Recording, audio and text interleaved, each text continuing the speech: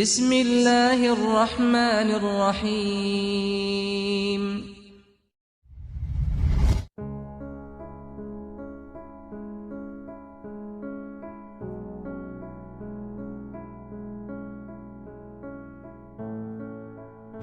Assalamualaikum warahmatullahi wabarakatuh. Sahabat beriman, kembali lagi kita mendengarkan yaitu dari satu buah kisah, yaitu kisah kaum muslimin yang hijrah ke Habasyah dan pemboikatan di celah Abi Thalib. Ketika penyiksaan orang-orang kafir terhadap kaum muslimin dan Nabi SAW tidak berkurang, bahkan semakin bertambah, Rasulullah SAW mulai mengizinkan para sahabat radhiyallahu anhum berhijrah ke tempat lain. Banyak di antara sahabat yang berhijrah ke Habasyah. Meskipun Raja Habasyah adalah seorang Nasrani dan sampai saat itu belum memeluk Islam, Raja Habasyah terkenal dengan kelembutan hatinya dan keadilannya. Pada bulan Rajab tahun kelima kenabian, diberangkatkan jamaah pertama ke Habasyah sebanyak 11 atau 12 orang laki-laki dan 4 atau 5 orang wanita. Orang-orang kafir Mekah mengejar mereka, namun tidak berhasil menangkapnya. Setibanya di Habasyah, kaum muslimin mendapatkan kabar bahwa Islam telah menang dan seluruh penduduk Mekah telah masuk Islam. Mereka sangat bergembira dengan berita itu, sehingga mereka memutuskan untuk kembali ke Mekah. Namun, ketika hampir memasuki Mekah, mereka baru mengetahui bahwa kabar itu tidak benar. Bahkan, mereka semakin memusuhi dan menyakiti kaum muslimin. Sebagian di antara mereka ada yang kembali dan ada yang terus memasuki Mekah dengan jaminan seseorang. Peristiwa itu disebut hijrah Habasyah yang pertama. Setelah peristiwa itu ada serombongan sahabat yang lebih banyak jumlahnya, yaitu 83 laki-laki dan 18 wanita, yang berhijrah ke Habasyah. Perjalanan ini disebut hijrah Habasyah yang kedua. Sebagian sahabat ada yang mengikuti kedua hijrah ini dan ada yang mengikuti satu saja. Orang-orang kafir semakin marah ketika mengetahui bahwa kaum muslimin sudah hidup tenang di Habasyah. Mereka mengirim satu rombongan ke Habasyah untuk menemui Raja Najasyi. Sambil membawa banyak hadiah, mereka juga membawa banyak hadiah untuk para pejabat istana serta para pendeta di sana. Setibanya di Habasyah, mula-mula mereka menjumpai para pejabat kerajaan dan para pendeta Kristen. Setelah menyuap mereka dengan hadiah, maka dengan perlindungan mereka, utusan kafirin itu dapat menjumpai Raja Najasyi. Mereka langsung bersujud di hadapan raja, menyerahkan berbagai hadiah kepadanya. Lalu mereka mengemukakan maksud mereka yang diperkuat oleh para pejabat kerajaan yang telah disuap itu. Mereka berkata, "Wahai raja, ada sebagian kecil kaum kami yang bodoh, yang telah meninggalkan agama nenek moyang mereka dan masuk ke dalam agama baru, yang kami pun tidak mengenalnya. Begitu juga engkau, mereka telah datang dan tinggal di negerimu. Para tokoh Mekah yang mulia, orang-orang tua dan keluarga mereka telah mengutus kami untuk membawa mereka kembali. Kami memohon kepadamu untuk menyerahkan mereka kepada kami." Jawab Raja Najasyi, "Kami tidak dapat menyerahkan orang yang telah meminta perlindungan kepada kami tanpa memeriksa terlebih dahulu masalah mereka. Mereka akan aku panggil dan aku tanyai. Jika ceritamu benar, akan kukembalikan mereka kepadamu." Kaum muslimin pun dipanggil untuk menghadap Raja Najasyi. Pada mulanya mereka sangat mencemaskan tentang apa yang harus mereka lakukan. Namun Allah Subhanahu wa Ta'ala dengan segala karunia-Nya menolong mereka, sehingga mereka memutuskan untuk tetap memenuhi panggilan raja dan berbicara apa adanya. Mereka menemui raja dengan mengucapkan salam. Seseorang menegur mereka, "Kalian tidak beradab kepada raja dengan tidak bersujud di hadapannya." Jawab mereka, "Kami dilarang bersujud oleh nabi kami kepada selain Allah Subhanahu wa Ta'ala." Lalu raja meminta mereka menjelaskan keadaan yang sebenarnya. Mewakili yang lain, Ja'far radhiyallahu an maju ke depan dan berkata, "Dahulu kami berada dalam keadaan jahiliyah. Kami tidak mengenal Allah Subhanahu wa Ta'ala dan Rasul-Nya. Dahulu kami menyembah berhala, memakan bangkai, berbuat jahat dan memutuskan kekeluargaan. Yang kuat di antara kami menindas yang lemah. Demikianlah keadaan kami dahulu ketika kami dalam keadaan seperti itu. Allah Subhanahu wa Ta'ala mengutus Rasul-Nya yang keturunan, kejujuran, sifat amanah dan kesuciannya hidup sangat kami kenal. Beliau mengajak kami menyembah Allah yang Maha Esa, yang tiada sekutu baginya, dan melarang kami menyembah berhala.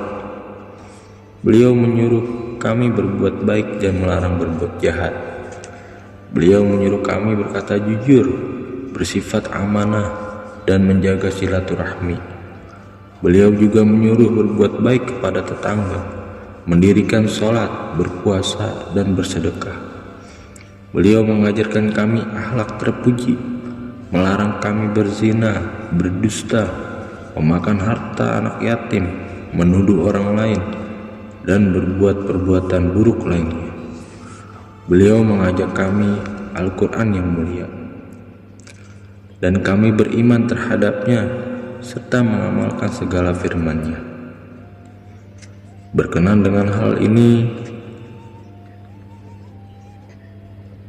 kaum kerabat kami memusuhi kami dan menyiksa kami dengan berbagai penyiksaan.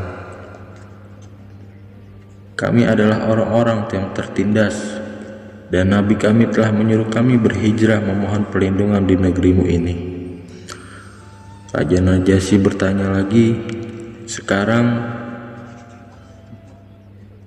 perdengarkanlah kepadaku Al-Quran yang dibawa oleh nabimu itu." Maka Ja'far radhiyallahu an membacakan sebagian ayat permulaan surat Maryam. Bacaannya telah membuat raja dan para pendeta yang banyak hadir di sana menangis, sehingga janggut-janggut mereka basah oleh air mata. Kemudian raja berkata, "Demi Tuhan, ayat-ayat ini sama dengan ayat-ayat yang telah diturunkan kepada Musa, yang bersumber dari nur yang sama." Lalu dengan tegas Raja Najasyi menolak permintaan orang-orang kafir Quraisy itu. "Aku tidak dapat memenuhi permintaan kalian." Para utusan itu merasa kecewa dan terhina, sehingga mereka berkembung kembali. Salah seorang di antara mereka berkata, "Besok aku akan mengatur sesuatu sehingga raja akan mengusir mereka." Namun teman-temannya tidak menyetujui usulannya. Mereka berkata, "Walaupun mereka telah menjadi muslim, mereka tetap kaum kerabat kita." Namun temannya itu tidak mau menurutinya. Pada hari kedua, mereka kembali menemui raja dan berkata, "Orang-orang Islam itu tidak sopan terhadap Isa, juga tidak mengakui Isa sebagai anak Allah Subhanahu wa Ta'ala." Raja pun memanggil kembali kaum muslimin. Sahabat bercerita, pada hari kedua kami dipanggil lagi, dan hal itu membuat kami bertambah cemas. Walaupun demikian, kami tetap menghadapi raja. Raja bertanya, bagaimanakah Isa alaihissalam menurut kalian? Kami menjawab, kami katakan seperti yang diturunkan kepada Nabi kami mengenainya, bahwa Isa adalah hamba Allah, Nabi Allah, ruhnya, dan kalimahnya yang Allah turunkan melalui perawan Maryam yang suci. Najasyi berkata, itulah pengakuan Isa tentang dirinya, tidak ada yang lain. Para pendeta ketika itu saling berbisik dan gaduh atas jawaban raja. Raja berkata kepada mereka, apa mau kalian? Katakanlah. Najasyi pun mengembalikan semua hadiah yang sudah diberikan kepadanya. Lalu berkata kepada kaum muslimin, tinggallah di sini dengan aman. Orang-orang yang menyakiti kalian akan dikenai denda. Lalu ia mengumumkannya, barang siapa menyakiti kaum muslimin maka akan didenda. Dengan demikian, di negeri tersebut kaum muslimin sangat dimuliakan dan dilayani dengan baik. Sedangkan orang-orang musyrik kembali ke Mekah dan hina. Orang-orang kafir Mekah pun bertambah marah. Bersamaan dengan itu, Umar radhiyallahu an memeluk Islam sehingga menambah kekesalan mereka terhadap kaum muslimin. Mereka selalu berpikir bagaimana caranya agar orang-orang tidak dapat bertemu dengan kaum muslimin dan mereka dapat menghancurkan Islam. Untuk itu, para tokoh-tokoh kafir Mekah segera mengadakan perundingan besar untuk membunuh Muhammad SAW. Namun demikian, tidaklah mudah membunuh beliau SAW, karena Bani Hashim adalah kaum yang sangat besar jumlahnya. Mereka termasuk kaum yang terhormat di Mekah. Walaupun sebagian besar belum masuk Islam, mereka tidak akan tinggal diam jika Nabi SAW dibunuh.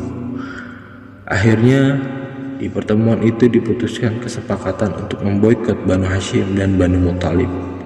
Orang-orang dilarang bertemu dengan anggota Banu Hashim dan Banu Muthalib, atau sebaliknya. Juga tidak boleh berjual beli, berbicara dengan mereka. Bahkan tidak boleh berkunjung ke rumah-rumah mereka. Dan mereka dilarang datang ke rumah orang-orang kafir. Ketentuan ini akan terus berlaku selama mereka tidak menyerahkan Muhammad SAW untuk dibunuh. Keputusan ini tidak cukup dengan kata-kata. Mereka pun membuat perjanjian tertulis pada tanggal 1 Muharram tahun ke-7 kenabian. Dan kertas perjanjian itu digantungkan di Baitullah agar semua orang menghormatinya dan dapat menunaikan isi perjanjian tersebut. Akibat dari perjanjian tersebut, Banu Hashim dan Banu Muthalib terkepung di antara dua buah gunung yang menghampit. Tiada seorang pun yang dapat menemui mereka, dan mereka tidak dapat menemui siapapun. Mereka tidak dapat membeli sesuatu dari orang Mekah, dan tak seorang pedagang pun dari luar yang dapat datang ke tempat mereka. Jika ada seseorang dari mereka yang keluar dari daerah itu, maka ia akan disiksa. Jika ada yang menyampaikan suatu keperluan dari orang lain, mereka akan memperoleh jawaban dengan terus terang. Hanya sedikit barang yang ada pada mereka. Mereka menjalani kehidupan dengan kelaparan dan penderitaan, sehingga kaum wanita tidak tahan dan anak-anaknya menangis menjerit kelaparan dan penderitaan mereka. Setelah 3 tahun berlalu, dengan kemurahan Allah Subhanahu wa Ta'ala, kedua penderitaan Banu Hashim dan keluarganya pun berakhir. 3 tahun mereka diboikot dan ditutup jalur perhubungan serta perdagangannya. Dan selama itulah mereka mengalami penderitaan yang sangat berat. Meskipun sangat berat penderitaan mereka, mereka tetap teguh berpegang pada agama ini, bahkan terus menyebarkannya sampai sekarang. Allahu Akbar. Penderitaan dan kesusahan yang demikian berat telah dijalani oleh para sahabat radhiyallahu anhum. Sekarang kita hanya menyebut-nyebut nama mereka. serta mengaku sebagai pengikut mereka. Dan kita memahami bahwa kemajuan kita dibanding dengan keunggulan para sahabat radhiyallahu anhum adalah seperti mimpi yang jelas. Kita perlu merenung. Bagaimanapun para sahabat radhiyallahu anhum dapat berkorban begitu tinggi demi agama ini. Sedangkan kita, apakah yang telah kita lakukan demi agama dan kemajuan Islam? Sesungguhnya keberhasilan ini senantiasa diperoleh melalui kesungguhan dan usaha. Sayangnya kita memilih sesuatu kehidupan yang menyenangkan dan damai tanpa beragama, dan sama-sama sibuk mencari dunia bersama orang-orang kafir. Astagfirullahaladzim. Astagfirullahaladzim. Bersama-sama orang kafir. Allah Akbar. Astagfirullah. Dan menginginkan Islam bisa maju. Bagaimana mungkin? Astagfirullah. Alhamdulillah, sahabat beriman, baru saja kita mendengar tadi satu buah kisah, yaitu tentang kisah perjalanan hijrahnya kaum muslimin ke Habasyah. Semoga apa yang kita dengar berkesan di dalam hati kita, dan kita niat amal dan sampaikan. Semoga kita bersemangat lagi. Assalamualaikum warahmatullahi wabarakatuh.